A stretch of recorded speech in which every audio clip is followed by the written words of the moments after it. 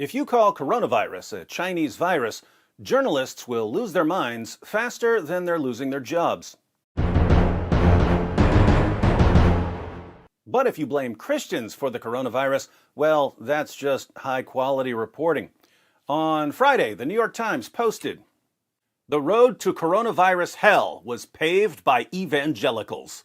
Trump's response to the pandemic has been haunted by the science denialism of his ultra-conservative religious allies." This article was written by Ace Hackett, Catherine Stewart, author of The Power Worshippers, Inside the Dangerous Rise of Religious Nationalism. She's also the author of The Good News Club, The Christian Right's Stealth Assault on America's Children. Yes, ladies and gentlemen, Christians are coming to get you once again. Not only are we about to take over the country and establish a theocracy and assault your kids, we're even going to get you killed by influencing President Donald Trump to ignore the coronavirus. It's just what we do. We're anti-science and anti-medicine, but pro-theocracy, pro-coronavirus, and pro-assaulting your children. After a brief blowback, the New York Times retitled the piece, "The Religious Right's Hostility to Science is Crippling Our Coronavirus Response." Why is the disease spreading so rapidly in the U.S.? Anti-science Christians. Why isn't there more testing? Anti-science Christians. The New York Times gets it. Of course, there's already been a poll on people's response to coronavirus with the results categorized by worldview. I'll put a link to this in the description box. People were asked if they're currently practicing social distancing. 86% of Christians said they're practicing social distancing. 88% of non-Christians said they're practicing social distancing. 80% of atheists are practicing social distancing. 78% of agnostics are practicing social distancing. If we divide up Christians, we find that 89% of non-Protestants/Catholics, 82% of evangelicals, and 85% of non-evangelicals are practicing social distancing. Are you noticing a pattern? Neither am I. The percentages associated with various groups are actually pretty close to one another, especially when you factor in the margin of error. Since nearly all ideological groups are in the 80 to 90% range, I suspect that this probably comes down to personality type. There are probably 10 to 20% of every group who just aren't worried enough to practice social distancing. But what if we're like the New York Times and we want to start pointing fingers anyway? Well, interestingly, atheists and agnostics are on the lower end of the poll. Are they the real science deniers who are paving the way to coronavirus hell? Imagine the New York Times posting an article claiming that atheists and agnostics are paving the way to coronavirus hell. Imagine you start reading the article and you find the journalist claiming that atheists think that life is meaningless, so they don't even care if they get coronavirus. Imagine that the journalist then gives 3 or 4 examples of atheists claiming that life is meaningless, and that she then insists that this trend in atheism is crippling our response to coronavirus. Wouldn't you think that this journalist is a complete moron? Wouldn't you wonder why the New York Times is posting this kind of nonsense? And yet, that's basically what the New York Times is doing. They're just doing it while targeting Christians, which, again, is top-notch journalism. There's a pretty good response article by Timothy Carney in the Washington Examiner. He also summarizes Catherine Stewart's arguments, so I don't need to do it myself. You simply knew this opinion piece was going to come out sooner or later. The argument appeared in any Twitter thread that touched on religion and the coronavirus. Mike Pence put in charge of the coronavirus task force? He's anti-science. Will he try to pray it away?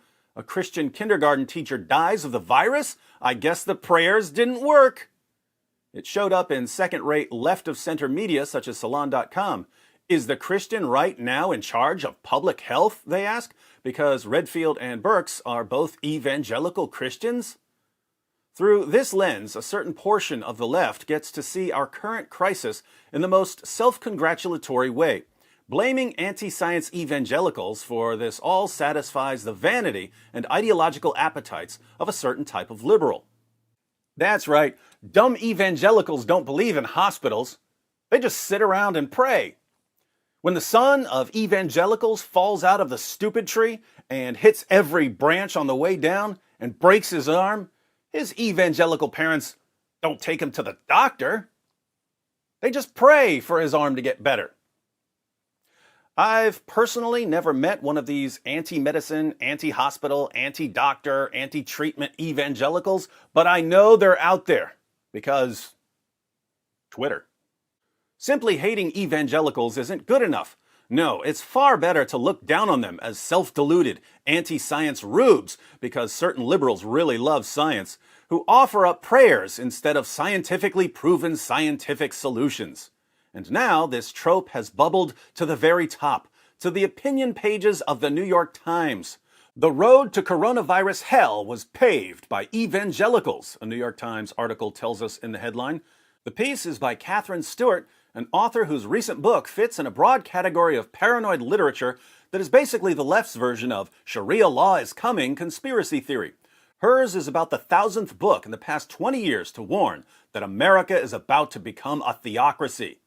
Trump's response to the pandemic has been haunted by the science denialism of his ultra-conservative religious allies, the subheadline reads. Wait for it. But David, aren't you one of those Sharia law is coming conspiracy theorists? Nope. I don't believe that the United States will ever be under Sharia. I do point out when certain elements of Sharia are implemented in the West by well-meaning idiots who don't realize what they're doing. For instance, there are places in Europe where calling Muhammad a pedophile is now a crime, even though Muhammad had sex with a 9-year-old girl. The boneheads who made that law don't seem to realize that they're now enforcing an element of Sharia. Those are the kinds of things I'm concerned about. As for Islam taking over and imposing Sharia on all of us, never going to happen. So, nice try. Science denialism, ultra-conservative religious. Perfect catchphrases.